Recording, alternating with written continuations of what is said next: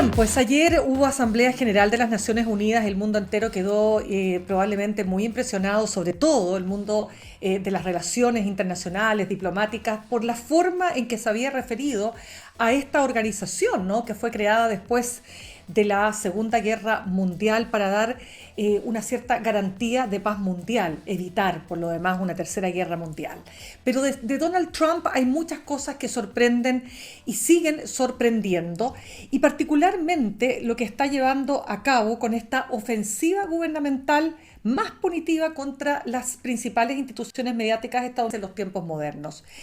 No lo decimos nosotros, así lo está diciendo y lo plantea Jim Rutenberg en el diario The New York Times, y es que tras el asesinato del activista conservador Charlie Kirk, el mandatario estadounidense ha puesto el foco en usar todas las herramientas a su disposición para censurar y cancelar la información y comentarios que considere cuestionamientos a su gestión. Trump fue más allá y planteó derechamente que las cadenas cuyos presentadores lo critiquen, comillas, deberían perder sus derechos de emisión. ¿Qué impacto tiene esto? Se lo vamos a preguntar a la doctora en Ciencias Sociales y académica de la Universidad de Santiago, Elizabeth Gerber, más conocida como Beth Gerber. Beth, ¿cómo estás? Un gusto de tenerte nuevamente con nosotros. Un gusto, Mirna, siempre conversar con vos y estar en la radio de la universidad, por supuesto. Gracias. Beth, ABC suspendió por un momento este programa nocturno de Jimmy Kimmel, luego de estas presiones que había ejercido la Casa Blanca. ¿De qué nos habla esto? Y especialmente siendo un ataque directo a la libertad de expresión. Bueno, habla de una línea que ya viene siguiendo Trump. Yo leía el juicio que tiene, la demanda que tiene, por ejemplo, contra New York Times. Es de una cifra de 15.000 millones de dólares. Tuve que buscar nuevamente porque pensé que estaba mal, que era un error, porque es inimaginable la cifra. Porque, por ejemplo, ya contra ABC y CBS tiene de 15 y 16 millones de dólares demandas. Pero cuando leí una de 15.000, no puede, 15.000 millones al diario y a reporteros de la Casa Blanca, ¿no? Porque publicaron un libro que opina o que lo critica. Yo creo, a ver, desde hace un tiempo ya, pero perdió los límites, ¿no? Perdió los límites de lo aceptable en democracia, sobre todo los Estados Unidos, a ver, su mismo sector, los conservadores, los republicanos que votaron por Trump, tienen tradicionalmente una suerte de orgullo, de jactancia, frente a la defensa de la primera enmienda, que es la que trata sobre libertad, sobre el resguardo de la libertad de expresión. Entonces, Trump con esto, lo curioso es que está incluso rompiendo con sus propios sectores en este sentido, porque hay un orgullo republicano y conservador que supuestamente, se resiste a controles que desde su perspectiva tradicionalmente la izquierda habría puesto, ¿no? Y que un discurso muy de Guerra Fría, como que la izquierda censura y la derecha está por la libertad de expresión. Trump rompe con todo esto porque con esto realmente viola cualquier idea de libertad de expresión, porque hay algo en esta vez importantísimo, y es que involucra al organismo regulador, es decir, el organismo, la Tal cual. institución pública que se encarga de la regulación de medios. Tal cual. Beth, pero mira, a ver, Kimmel regresa al aire y también esto, por supuesto, provoca la ira de Trump porque él había esperado, decía, que esta decisión de los ejecutivos de ABC fuera definitiva, pero no lo fue. El que exista este tipo de telefonazos nos habla de una nueva era, porque uno se pregunta si esto realmente ocurría antes, a lo mejor sí ocurría, pero ¿te habla a ti también de la señal de estos tiempos que corren? No, por supuesto, y justamente por lo que te decía, porque la actitud en un podcast, ¿no? Del presidente, del organismo regulador, pues esto es más allá del presidente. El presidente también le indica a su subalterno que debería ser autónomo. Hay acá también una cuestión de ingeniería institucional. Debería tener ese organismo regulador, como lo tiene en Chile, autonomía respecto del poder ejecutivo. Pero en este caso, el titular de ese organismo regulador, profirió directamente una amenaza, ¿no?, contra Kirk y contra la cadena.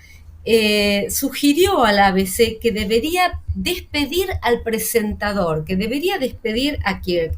Y si no, dijo, y esto es lo amenazador, el gobierno tomaría cartas en el asunto. Esto es grave, porque es más allá de los excesos que comete a cada rato Trump, ¿no? Desde lo discursivo, comete excesos y parece que eso fuera también un atributo para sus seguidores, un atributo de su personalidad fuerte. Pero en este caso involucra al organismo regulador. Institucionalmente es muy grave porque su titular, como te dije, sale a amenazar al medio, diciéndoles ojo con no hacer lo que queremos, ¿verdad? Y dijo además así, si podemos hacer esto por las buenas o por las malas. Más Total. amenaza que esta, esto es lo que también encendió alarmas entre los demócratas que pidieron la dimisión del presidente del organismo regulador. Claro, lo que pasa es que uno se pregunta, Beth, ¿qué diferencias hay entre esta acción y las diferentes, ¿no es cierto?, respuestas que ha dado la administración de Donald Trump a estos temas y lo que haría cualquier autócrata o, mejor dicho, cualquier dictador en el mundo? Muy pocas. En realidad muy pocas. Y esto es un poco la contradicción también de estos gobiernos, comillas, libertarios. Libertarios y tan que se llenan tanto la boca con las libertades, porque aparecen absolutamente contrarios a algo como, por ejemplo, la libertad de expresión, un principio básico. Digo, y esto se da la mano, no puedo dejar de decirlo, es la misma forma o muy similar en la que actúa Milley, fanático también y admirador, amigo de Trump, digo, en el sentido de hablar, no solo hablar contra la prensa, directamente amenazar y llamar a odiar a los periodistas. Trump dice sin ningún tipo de tapujos, ¿no?, y sin matices, la prensa es enemigo del pueblo. Y viene con una gran cantidad de juicios. Ahora, lo extraño también es que esta asociación MAGA, ¿no?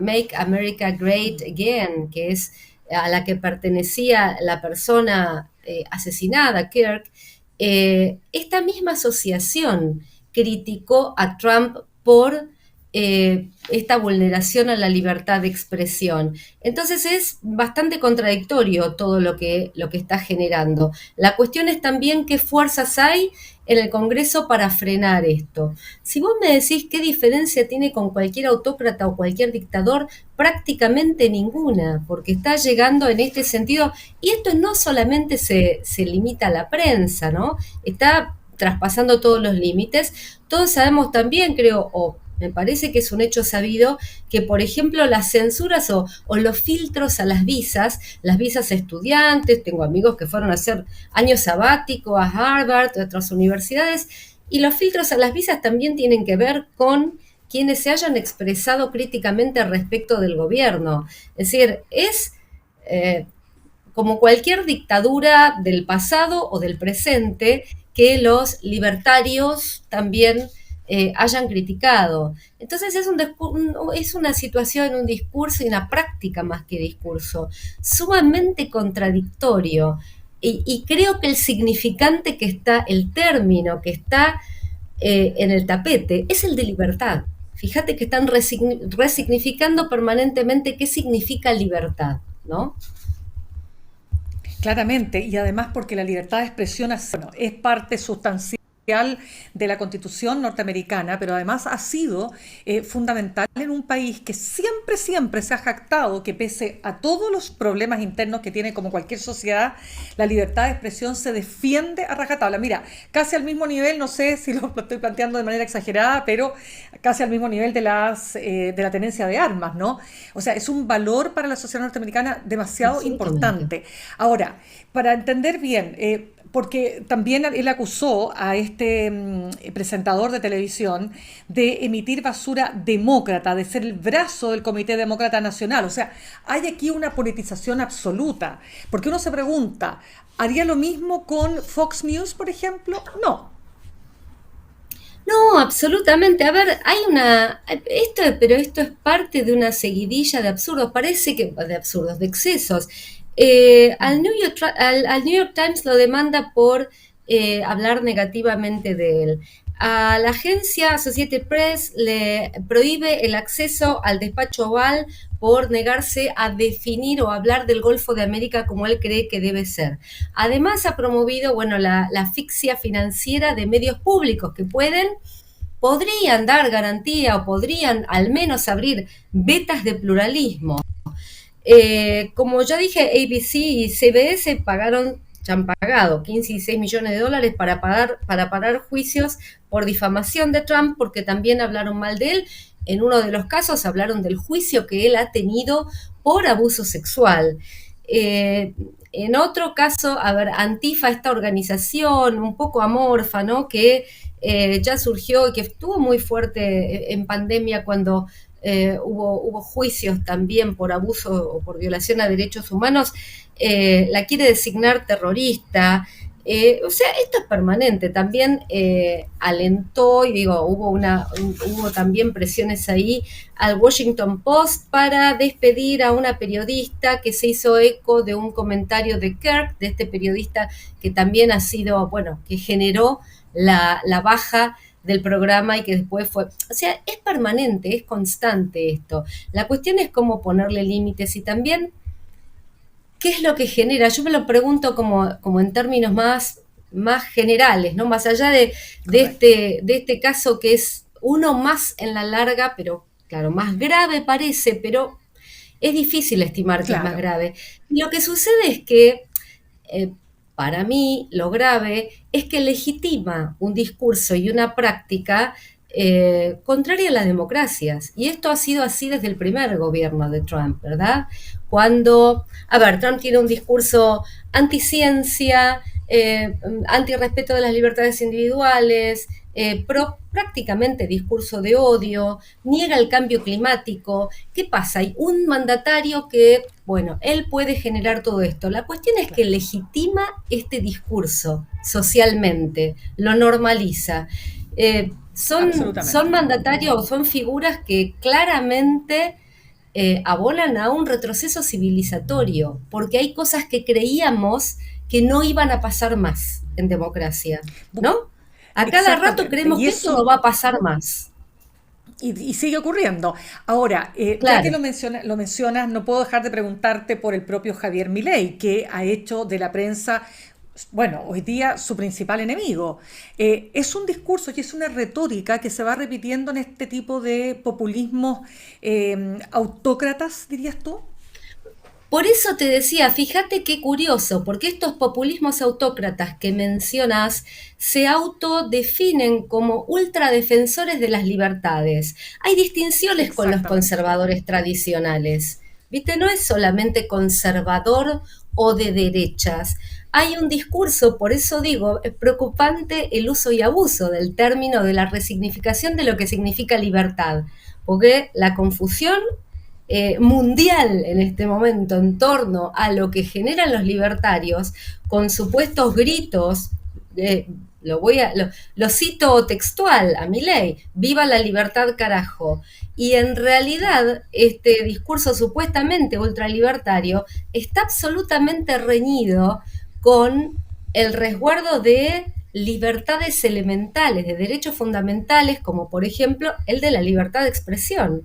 Porque tanto Milley como Trump están persiguiendo periodistas, es así. Y llaman, además, legitiman un discurso de odio al decir, nunca es suficiente, dice Milley, lo que se odia a un periodista, por ejemplo.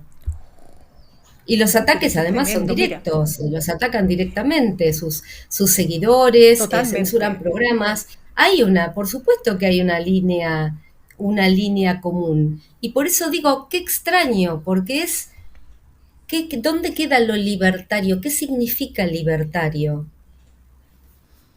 Es que por supuesto que sí, además que tú no puedes hacer gárgaras con respecto a regímenes autoritarios de izquierda y no ver en el fondo la viga, o sea, puedes ver y no ver la viga en el ojo propio, ¿no? Que es básicamente lo que uno está observando que ocurre en estos casos. Beth, no quiero dejar tampoco de preguntarte, porque vamos a volver a Chile, pero antes, para cerrar el tema Trump, va Milei a pedirle ayuda. Milei está enfrentando una situación muy, muy compleja. Y te quiero preguntar, ¿cómo ves ese apoyo que le ha dado, al menos hasta ahora, en un tuit? ¿No? Estados Unidos ayudando a salvar la economía de Argentina.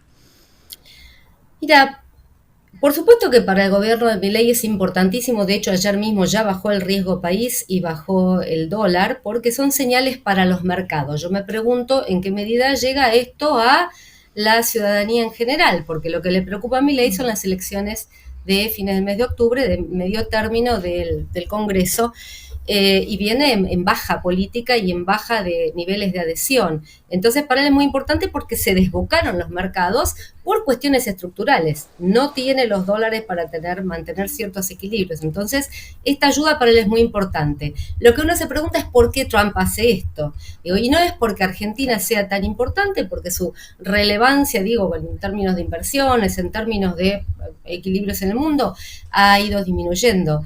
Lo que sí creo es que para Trump, que parece y se presenta y tiene un discurso tan prepotente, ¿no? Tan de hombre súper empoderado, en realidad su situación en el mundo no es, y la situación de Estados Unidos no es la de años atrás. Por un lado tiene un contrapeso con China, ¿verdad?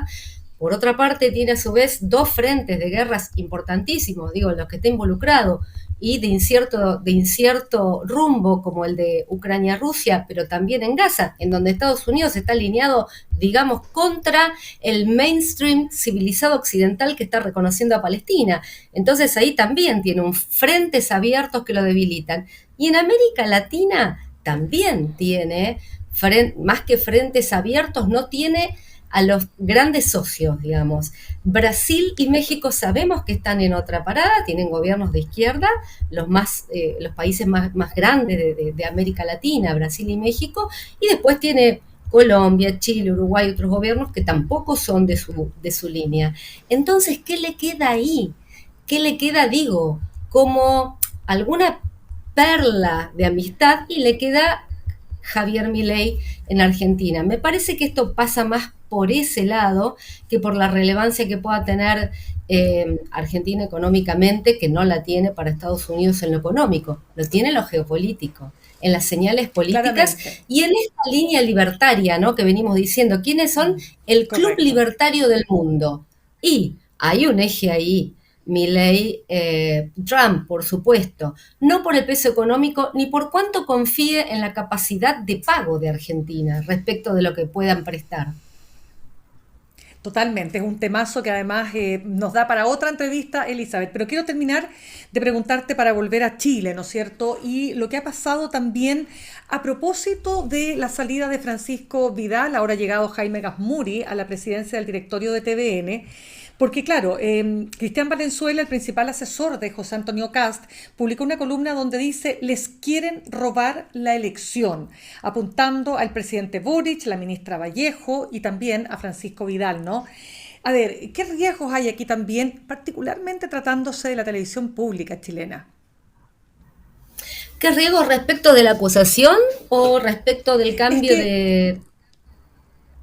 a ver, yo diría que de ambos, porque en el fondo sale uno podrá decir, y ahí te pido la opinión, pero uno podrá decir, a lo mejor Francisco Vidal debió ser más oso, más allá que siempre habló a rostro descubierto y directamente te guste o no. Pero Kast lo ha llamado el bot más importante de Chile, si no me equivoco, el bot número uno. La verdad es que eso no es un bot, porque sabemos que los bots son máquinas, ¿no? Y que se esconden además estas cuentas son cuentas anónimas. Pero la pregunta que te hago en el fondo, un candidato presidencial que tiene opciones reales de ser el próximo presidente de Chile, ¿cuál debiera ser su aproximación con temas como TVN, particularmente la libertad de expresión, los periodistas, en fin? Mira, ojalá las aproximaciones de los candidatos presidenciales fueran más con visión de Estado que con visiones sectoriales, porque se trata de medios públicos, ¿verdad? Entonces, instrumentalizar a los medios públicos, sea quien sea, gobiernos de izquierda, de derecha, quien sea, es por supuesto nefasto y también atenta contra la libertad de expresión, porque son los medios públicos quienes deberían tener la capacidad de aportar a miradas más pluralistas y diversas. Pero ahí también hay algo que considero importante estructuralmente en TVN y en empresas públicas, que me parece negativo, y esto más allá del caso de Francisco Vidal, me parece Ujú. que habría que reconsiderar la estructura de sus directorios, porque no es buena cosa en términos de pluralismo que estén coteados políticamente. Y todos sabemos, todos y todas, Entiendo. que históricamente ha sido así. Y creo que es fundamental que tengamos medios públicos cuyos directivas, cuyos directorios estén conformados de otras maneras que el mero cuoteo político, porque son importantísimos en términos de pluralismo y libertad de expresión. Cuando la candidata Matei ha dicho que a TVN hay que reducirlo o a reducirla como televisión pública a su mínimo nivel, porque hoy no está cumpliendo justamente la misión de televisión pública. ¿Qué alcance tiene eso Bueno, para ti? si no está cumpliendo la misión de televisión pública, la cuestión no se resuelve disolviéndola al mínimo nivel, sino haciendo las modificaciones para que cumpla con su misión pública. Hubo siempre como una jactancia histórica de que TVN no requiere financiamiento porque se financia como otros canales. La verdad es que los medios públicos, los mejores del mundo, son financiados públicamente. Y si creemos y consideramos, y yo también considero que tiene falencias y fallas importantísimas, tanto en su financiamiento como en su estructura, en su gobernanza, entonces hay que modificar esos aspectos, no reducirla. No se resuelven los problemas de las empresas públicas eliminándolas, sino haciendo que tengan o generando las condiciones y las regulaciones para que funcionen de mejor manera. Es bastante pobre, ¿no? En términos de gobernanza en términos de gobierno, en términos de alguien que se propone abordar políticas públicas, decir que basta con reducir lo que sea, institución pública, a la que sea, TVN u otra, a su mínima expresión para resolver sus problemas. Los problemas se resuelven de otra manera. Correcto, y además que, bueno, ya tenemos que cerrar. Solamente te lo digo yo porque y acá las personas que me conocen saben que yo tengo un pasado en TVN de muchos años, entonces hay por mí también una experiencia muy personal en mi vida laboral respecto a lo que es la televisión pública. Yo diría que a lo mejor lo que ha faltado, y no sabemos si en un país donde hay otros temas que parecen ser naturalmente más acuciantes, pero ha faltado una discusión muy profunda respecto de por qué, desde mi punto de vista, sí es necesaria para Chile una televisión pública. Ya pues, eso, Elizabeth Gerber, doctora en Ciencias Sociales, académica de la Universidad de Santiago, muchas gracias por habernos acompañado esta tarde en Simple Texto con tu análisis. Un gusto, Mirna. Charlamos cuando quieran. Nos De vemos. todas maneras, que estés muy... Gracias.